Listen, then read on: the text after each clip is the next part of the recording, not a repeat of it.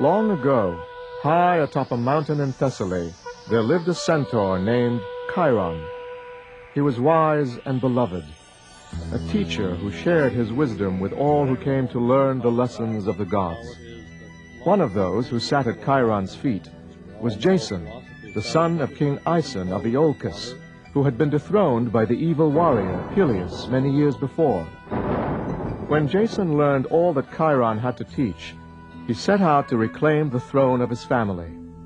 He had not traveled far when he came upon a flood-swollen stream. Although Jason could see the danger of crossing, one false step and he would be swept under the currents, he was determined to press on.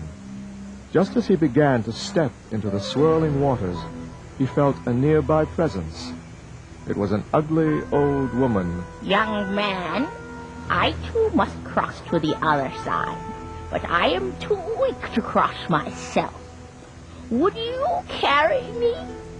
Jason thought of the added danger, but to him it did not matter. Carefully stepping on the stones, he bravely ventured across the rushing waters, the old woman on his shoulders. Somewhat later, on the opposite shore, the young man lay collapsed on the ground, barely able to catch his breath. After several moments, he recovered enough to notice that he had lost one of his sandals in the stream. I was responsible for losing it, not you, said an unfamiliar voice. To his astonishment, Jason saw the old hag changing into a beautiful woman. It was Hera, wife of the great god Zeus. She told Jason that because he had carried her across the stream, the gods would now smile upon him in his quest. And then she disappeared into thin air. For many months, Jason continued his journey, until at last he found himself before the loathsome Peleus. The evil ruler immediately spied Jason's bare foot, as did his oracle, the fortune-teller who had prophesied that the king would one day fall to a youth wearing but one sandal. And who are you?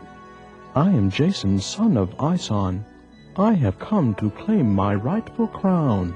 I yield my crown only to the person worthy of it. But it is not easy to devise a test to determine such worthiness. If a person would bring back the golden fleece of Colchis, surely that would prove him worthy enough, don't you think?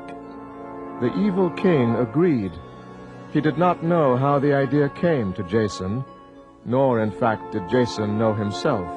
But both did know that the golden fleece was found at the northern edge of the known world in faraway Colchis.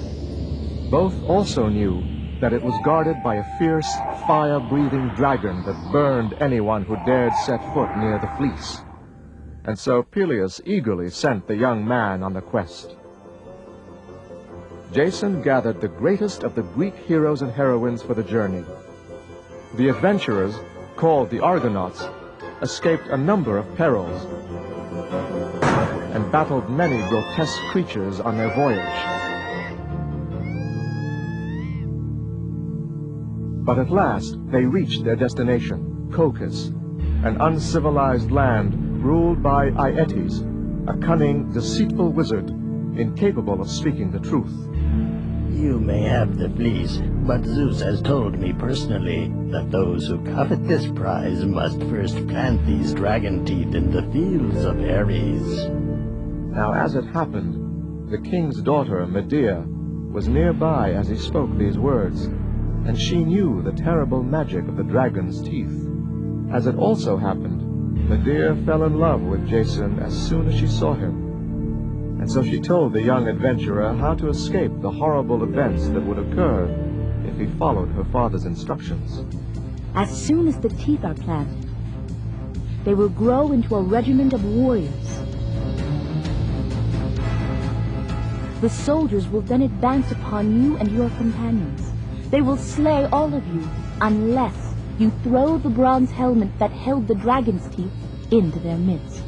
If you do so, each warrior will turn upon another with such ferocity that within moments all will be found lifeless on the ground. And so it was. When Jason returned to Aeetes, the evil king publicly stated that the young adventurer could now lay claim to the fleece. But in secret, he instructed his soldiers to slay Jason and the rest of the Argonauts as they slept on their ship.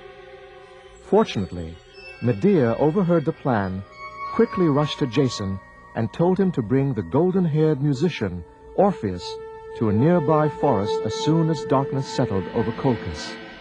That having been done, the three, with Medea leading the way, rode for several hours deeper and deeper into the woods, until at last they found themselves confronted by the dragon.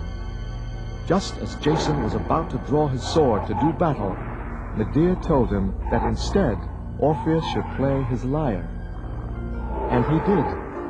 And as he played, the musician's sweet tune worked its magic upon the horrid beast, and he soon fell fast asleep.